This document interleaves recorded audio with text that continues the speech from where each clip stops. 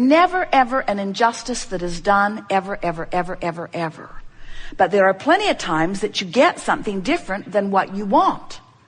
But when you get something different from what you want, it's not because an injustice has occurred. It's because you've got a different dominant vibration than your own desire.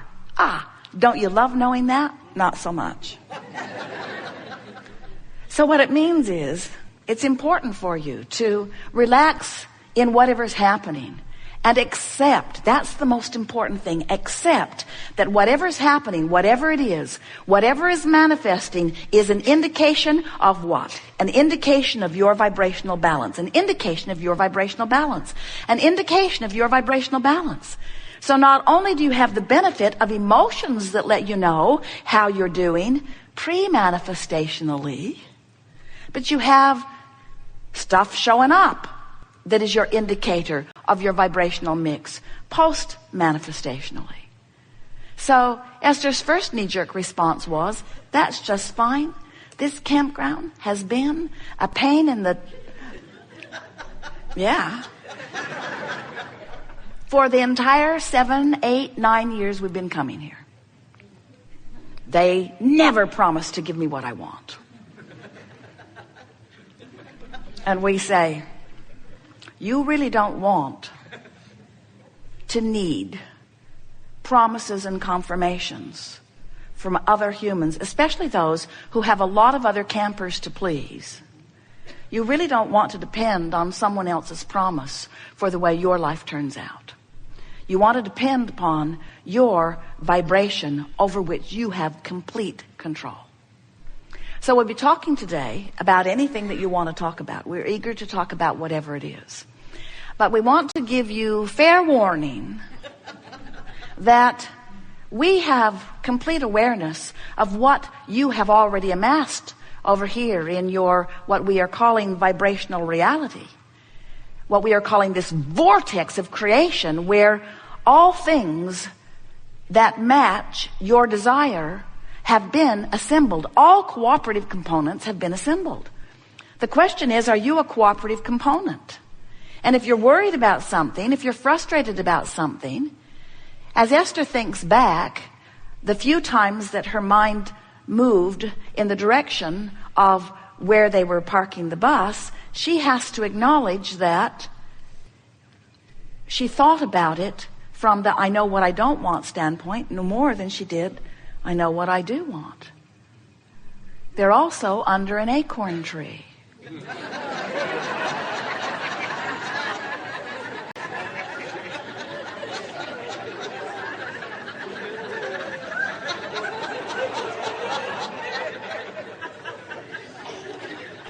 More machine gun fire.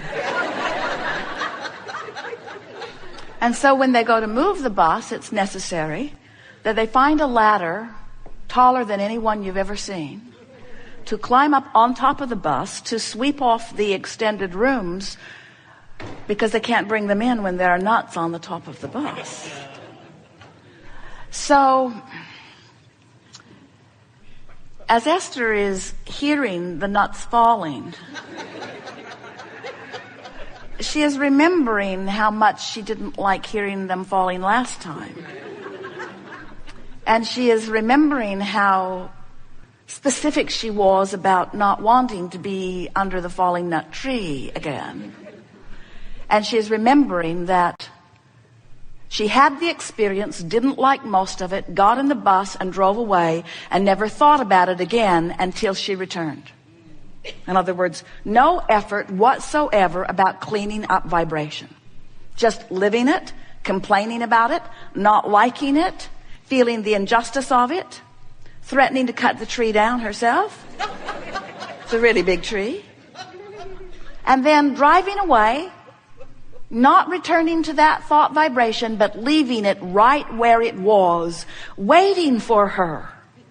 So the people who are establishing the new assignment are inspired by the power of her vibration to put her right there on that spot where she belongs. There's no injustice ever, is there? So the fair warning that we are giving you is that in all that you are living, you've launched these rockets of desire and you've put them into your vortex of creation. And they are being tended by the larger part of you. They stand as present tense. And this is the thing that we really want you to hear. What you have launched forward, when you know what you don't want, you know what you do want, even though you're speaking of what you don't want, the equal and opposite desire goes forward. And the source within you rides that rocket of desire and holds that spot. That's what the evolution of all species is about. That's why life gets better and better and better for all beings, for all consciousness at all times. And so as we are visiting with you, even though you may have something going on, and clearly you do, there are all kinds of vivid things that are happening in your experience, and much of them you like and much of them you don't want. In other words, Jerry and Esther have a magnificent life. As we tell this story, there are glitches in their vibration and there are glitches in your vibration. And that's really what we want to talk about. We want to talk about how to work the glitches out of your vibration.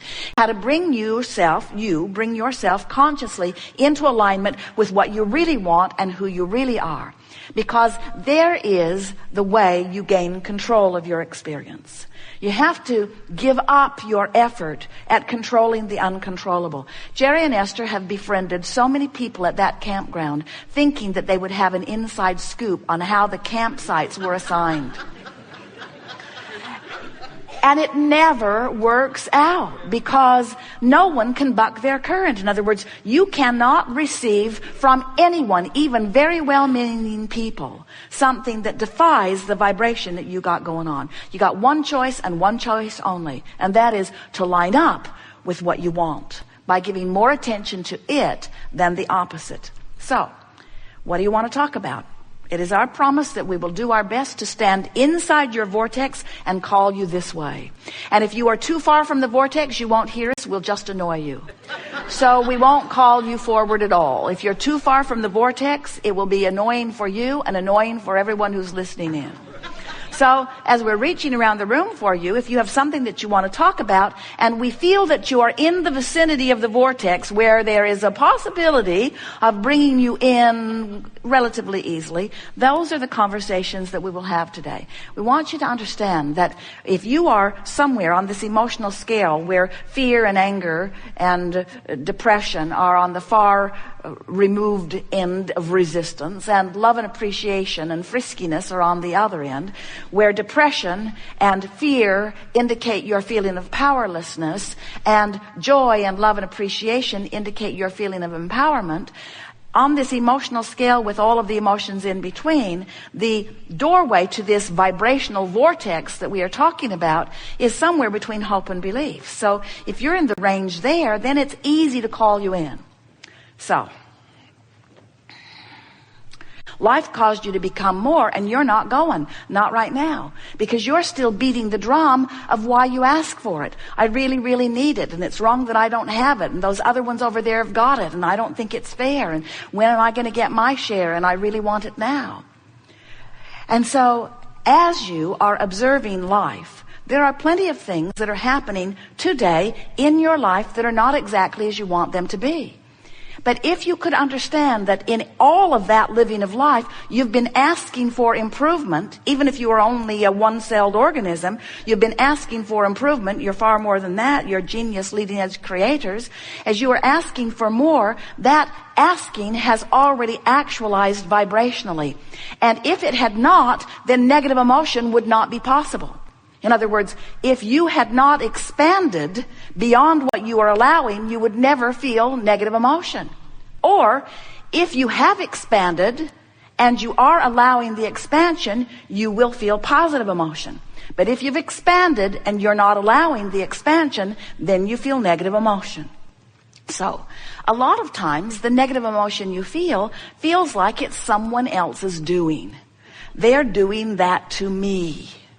Esther made a reservation at one of the places that they like to park their bus in the Boston vicinity, makes them months in advance and specifically requests specific places to be because they have a really big bus. It's long and it's tall and it wants 50 amps. They tried it once on 30 amps and it freaked out. In the night, all of the breakers went boom, boom, boom, boom, boom, boom, boom, boom, boom, boom, boom, boom, boom. They thought they were being assaulted by machine gun fire.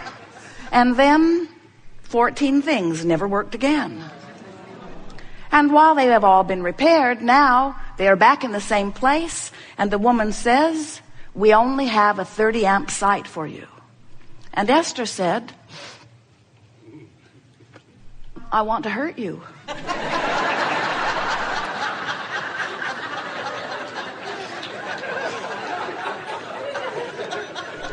Well, it's a knee-jerk reaction. When someone hurts you, don't you want to hurt them back? And doesn't it feel like it's somebody else's fault? And Esther said, seriously, I would have never, ever, ever agreed to that, because we've had experiences in this park with 30 amps. And the woman said, well, we record every phone call. And Esther said, that's good for me, because I know that I requested with great specifics a 50 amp site. And so they dug up the recording. It was really interesting, because in 14 different ways, Esther specifically acknowledged how important it was that they have 50 amps. But in one small, unheard by Esther sentence, the woman had said, sometimes we cannot guarantee, because someone may get there before you do and take the power from your pole. Only she didn't say it in that much specifics. She just said, well, I've got you on a 50 amp site and blah, blah, blah, blah, blah.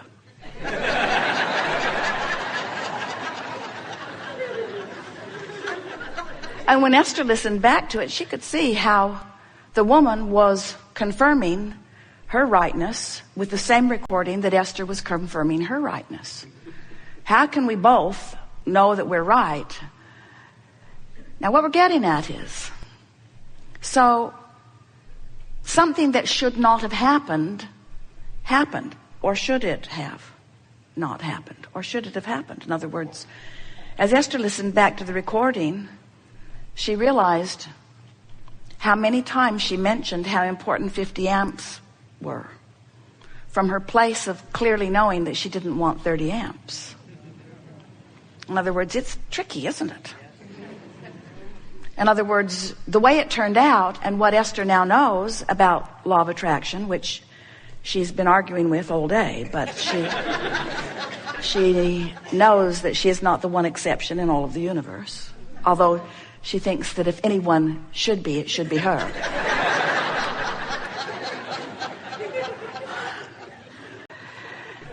But Esther acknowledged, because of the way it turned out, because the way things manifest, that's your proof, isn't it? The way things manifest is your proof of what's going on in your vibration. Oh, that's painful to hear. What's happening is proof. What's happening is an indication of my vibration. Abraham, give me a break. Didn't you hear the recording?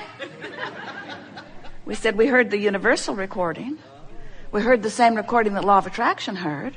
We heard your concern about a 30 amp site, which was far, far, far more vivid than your appreciation of a 50 amp site. Your concern about what you did not want was far more active in your vibration than your vibration of what you do want. Well, that right there explains to all of you the reason that it's nobody else's fault, anything that happens to you. And while we acknowledge it sure feels better to blame somebody else than it does to accept your own stupidity. Oh, well, we got just a little carried away there. Than it does to accept your own guilt. In every case, whatever is coming to you is a vibrational indicator of what you've got going on vibrationally. And so if we were standing in your physical shoes and something happened in our experience and we did not like it, we would bring ourselves into an awareness of what we prefer, and we would practice the preference so often and so vividly that there could never again be confusion on the part of the universal manager who arranges all campsites for all campers. Talk about a really effective concierge in the sky.